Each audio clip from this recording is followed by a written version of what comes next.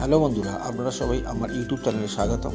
বন্ধুরা, আজ আমি একটা নতুন রেসিপি নিয়ে এসেছি, যেটা হচ্ছে স্টাফ পটেটো। স্টাফ পটেটো বানানোর জন্য আমি এখানে আলু নিয়েছি। এখানে আলুগুলো বড় সাইজের জন্য আলুগুলোকে হাফ করে কেটে নিয়েছি, ঠিক এইভাবে। এবার আলুগুলোর মধ্যে গর্ত করে নিতে হবে। এখানে আমি পিলার ব্যবহার করে আলুগুলোকে ডিপ করে কুড়ে নিয়েছি এবং ভেতরে শাঁসগুলো বের করে নেবো। এগুলো ছুরি বা চামচের নিচের দিকের অংশ ব্যবহার করেও করা যায়। দেখতেই পাচ্ছেন যে খুব সহজ উপায়ে এগুলো করে নেওয়া হয়েছে। এখন আলুগুলোকে ভেতর থেকে গর্ত করে নেওয়া হয়েছে। এবারে যে আলুগুলো আমি বের করে নিয়েছি সেগুলো সেদ্ধ করে নিয়ে আমরা আলুর পরোটা বা স্যান্ডউইচ বানিয়ে নিতে পারি, বা গ্রেভির মধ্যেও এটা ব্যবহার করতে পারি। আলুগুলোকে এবার ফ্রাই করে নেবো। এখানে আমি সাদা তেল ব্যবহার করেছি এবং সাদা তেলটাকে গরম করে নিয়েছি। তেল গরম হয়ে গেছে। আলুগুলোকে তেলের মধ্যে মিডিয়াম ফ্লেমে প্রায় 10 মিনিট মতো আমি ভেজে নেবো।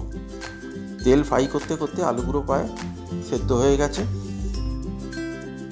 এবারে আলুগুলোকে উল্টো করে প্যান থেকে বের করে নেবো, যাতে আলুর মধ্যে তেল থাকলে সেটা যেন ভালোভাবে বেরিয়ে যায়। এবারে এগুলো আলাদা করে রেখে দেবো ও ঠান্ডা হতে দেবো। এখন আলুর একটা স্টাফ বানাতে হবে। এই জন্য এখানে আমি প্রায় 300 গ্রাম পনির নিয়েছি। পনির দিয়ে খুব ভালো স্টাফ পটাটো বানানো যায়।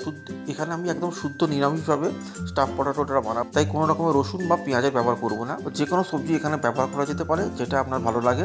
আপনারা আপনাদের পছন্দ অনুযায়ী সবজি ব্যবহার করবেন, সাথে ড্রাই ফ্রুটসও ব্যবহার করতে পারেন। কিন্তু আমি এখানে খুব সাধারণভাবে এই স্টাফ পটাটোটা বানাবো। এখানে আমি ধনেপাতা কুচো করে কেটে নিয়েছি। এছাড়া এখানে আমি হাফ চামচ চাট মশলা, হাফ চামচ নুন, হাফ চামচ গোলমরিচ গুঁড়ো, 3টে গোটা এলাচ নিয়েছি এবং গোটা এলাচগুলোকে আমি পেস্ট করে নিয়েছি। খাওয়ার সময় খুব সুন্দর লাগে এলাচের দানাগুলো। এখন আমি হাত দিয়ে খুব ভালোভাবে এগুলো মিক্স করে নেবো। আপনারা চাইলে পনিরটাকে গ্রেট করে নিতে পারেন। ভালোভাবে মিক্স করার পর এবার একটা মিশ্রণ নিয়ে নেবো ও এইভাবে আলুর মধ্যে দিয়ে দেবো ও ভালোভাবে স্টাফটা করে নেবো। হালকাভাবে এই স্টাফিংটা করতে হবে।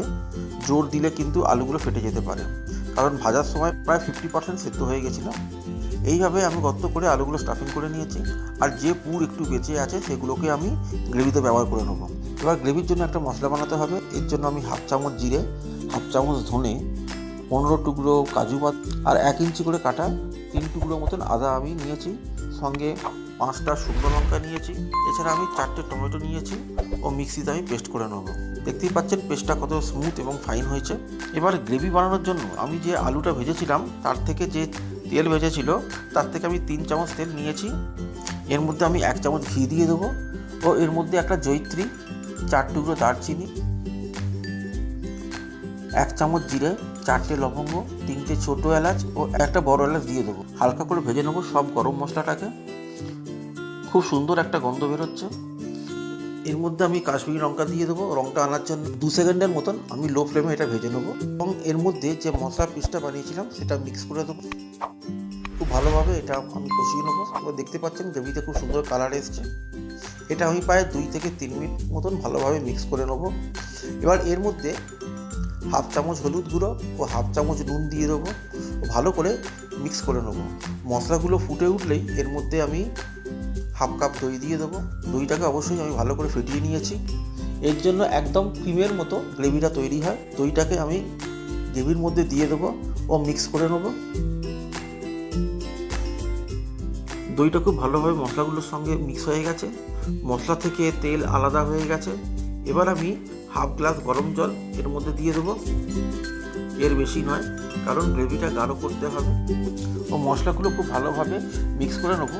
এবার হাই ফ্লেমে আমি 3 থেকে 4 মিনিট গ্রেভিটাকে খুব ভালোভাবে ফোটাবো এবং এর মধ্যে আমি যে স্টাফিং করে রেখে দিয়েছিলাম সেটা দিয়ে দেবো ও আমি যে আলুটা স্টাফ করে রেখেছিলাম সেগুলো এর মধ্যে দিয়ে দেবো।